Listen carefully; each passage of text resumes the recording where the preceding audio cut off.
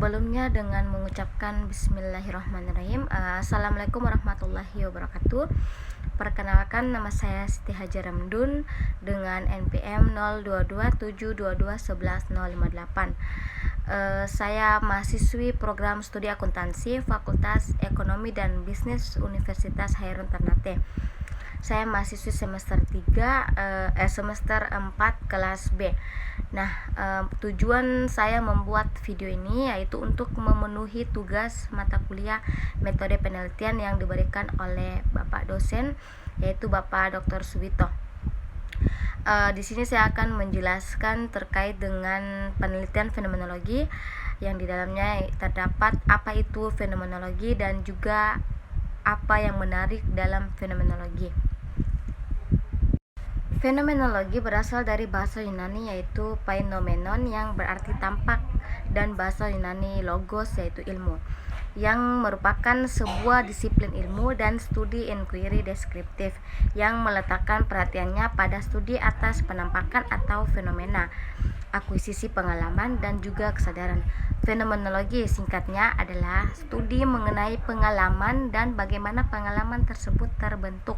Pengalaman yang dimaksud adalah pengalaman subjektif dan intensionalitasnya.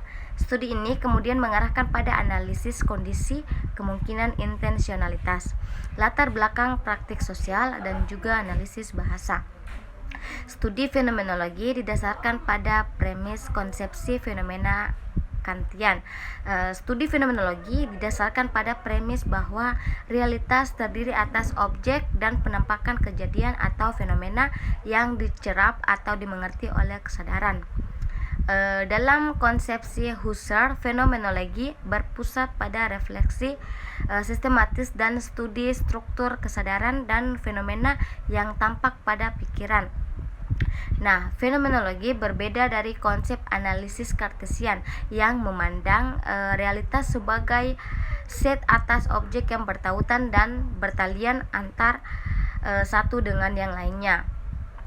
Nah, jadi fenomenologi adalah salah satu tradisi besar dalam sejarah filsafat abad ke-20. Dalam perkembangan lebih lanjut, fenomenologi tidak dilihat seperti doktrin unitaris ataupun mazhab filsafat, melainkan lebih pantas dilihat sebagai gaya berpikir atau sebuah metode yang melibatkan pengalaman terbuka yang terus-menerus diperbaharui,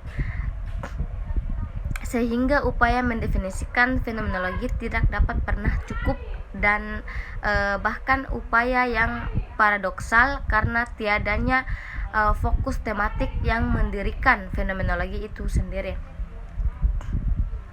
Nah, fenomenologi juga mempengaruhi karya di luar lingkar pengaruh filsafatnya seperti pada filsafat ilmu, psikiatri, estetika, moralitas, teori sejarah, dan antropologi eksistensial.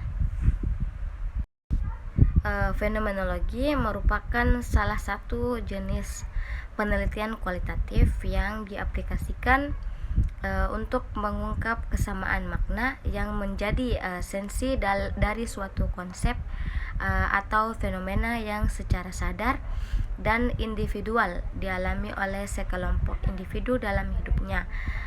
Sebagai metode untuk mengungkap esensi makna sekumpulan individu, fenomenologi menjadi riset yang dekat dengan filsafat dan psikolog, serta penerapannya syarat upaya-upaya filosofis dan psikolog. Abstraksi dan refleksi filosofis kerap dipraktikkan oleh para fenomenolog dalam rangka menangkap maksud dari informan sebelum diekstrak ke dalam narasi yang mendalam. Fenomenologi sebagai sebuah metode riset sering sekali dikatakan sebagai sebuah metode riset yang memiliki kemiripan dengan studi naratif dan etnografis. Bedanya, fenomenologi berupaya mengungkap esensi universal dari fenomena yang dialami secara personal oleh sekelompok individu. Berdasarkan penjelasan dari Stanford Encyclopedia of Philosophy, fenomenologi adalah studi tentang struktur kesadaran yang dialami sudut pandang orang pertama. Nah, struktur sentral dari sebuah pengalaman adalah intensionalitasnya, yang diarahkan pada sesuatu karena pengalaman itu adalah suatu objek. Sebuah pengalaman diarahkan pada suatu objek berdasarkan konten atau maknanya yang mewakili objek, bersama dengan kondisi yang memungkinkan yang sesuai. Nah, fenomenologi sebagai suatu disiplin berbeda, tetapi terkait dengan disiplin utama lain dalam filsafat seperti ontologi, epistemologi, logika, dan juga etika. Penelitian fenomenologi berakar pada psikolog, pendidikan, dan juga filsafat. Tujuan dari fenomenologi adalah untuk mengekstrak data paling murni yang belum pernah dicapai sebelumnya.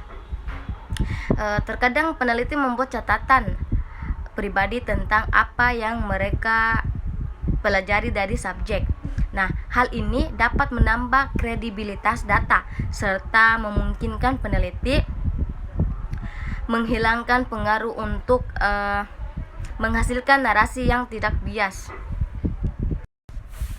Fenomenologi bisa diartikan sebagai studi tentang pengalaman hidup seseorang atau metode untuk mempelajari bagaimana individu secara subjektif merasakan pengalaman dan memberikan makna dari fenomena tersebut.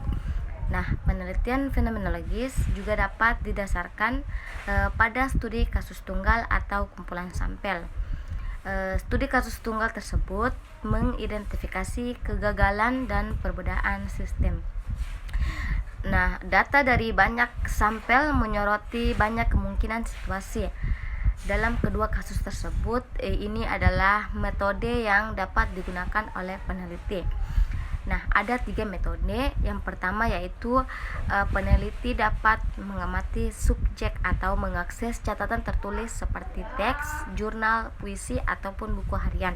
Yang kedua, peneliti dapat melakukan percakapan dan wawancara dengan open-ended question atau pertanyaan terbuka yang memungkinkan peneliti membuat subjek yang cukup nyaman untuk terbuka.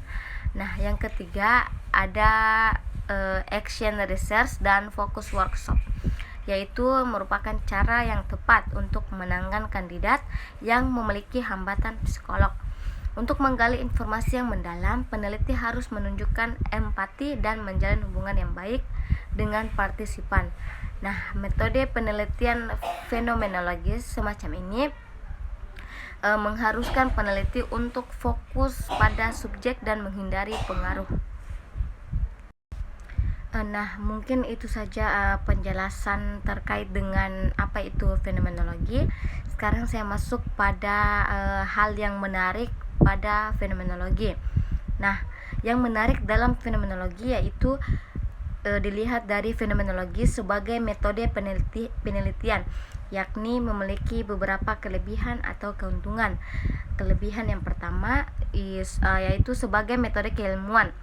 Fenomenologi dapat mendeskripsikan dan menggambarkan suatu fenomena secara apa adanya tanpa memanipulasi data di dalamnya. Nah, dalam kondisi ini, kita sebagai peneliti harus mengesampingkan terlebih dahulu pemahaman kita tentang agama, adat, dan ilmu pengetahuan agar pengetahuan dan kebenaran yang ditemukan benar-benar objektif. Nah, kelebihan yang kedua yaitu metode ini memandang objek kajiannya sebagai sesuatu yang utuh dan tidak pernah terpisah dengan objek yang lain. Artinya, pendekatan ini menekan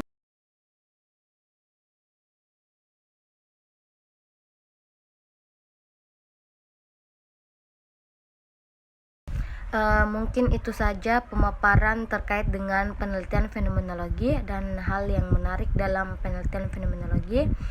Lebih dan kurangnya saya mohon maaf. Semoga yang saya sampaikan dapat bermanfaat bagi semua orang.